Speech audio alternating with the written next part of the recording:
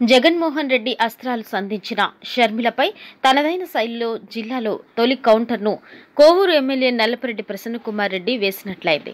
షర్మిల నెల్లూరు పర్యటనలో తీవ్రస్థాయిలో ధ్వజమెత్తారు. దానికి తగినట్లుగా వైసీపీ ముఖ్య బాధ్యులైతే ఎవరూ ఘాటుగా స్పందించిన దాఖలాలు లేవు.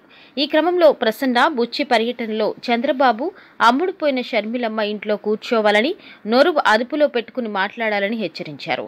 నారా చంద్రబాబు నాయుడు దగ్గర 200 కోట్లు ప్యాకేజీకి అమ్ముడుపోయిన షర్మిల నోరు మూసుకుని, నోరు అదుపులో పెట్టుకుని ఇంటిలో కూర్చోవాలని కోవూరు ఎమ్మెల్యే నల్లపరెడ్డి ప్రసన్నకుమార్ రెడ్డి ఆగ్రహం వ్యక్తం చేశారు. దివంగత నేత డాక్టర్ వైఎస్ రాజశేఖర్ రెడ్డి ఆత్మగౌరవాన్ని కాంగ్రెస్ నాయకుల కాళ్లు ముందు పెట్టిందని మండిపడ్డారు.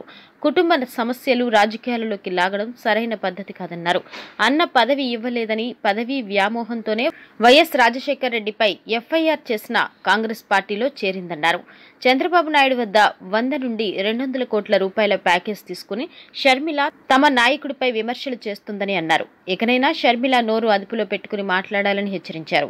జిల్లాలో ఇతర నియోజకవర్గ వ్యవహారాలకు దూరంగా మసలే ప్రసన్న ఏదైనా కౌంటర్లు వేస్తే అవి రాష్ట్ర పరిధిలోనే ఉంటాయి. గతంలో బాబు, లోకేష్ల పైన కూడా అదే విధంగా విమర్శలు కురిపించిన ప్రసన్న తాజాగా షర్మిలపై విరుచుకుపడ్డారు.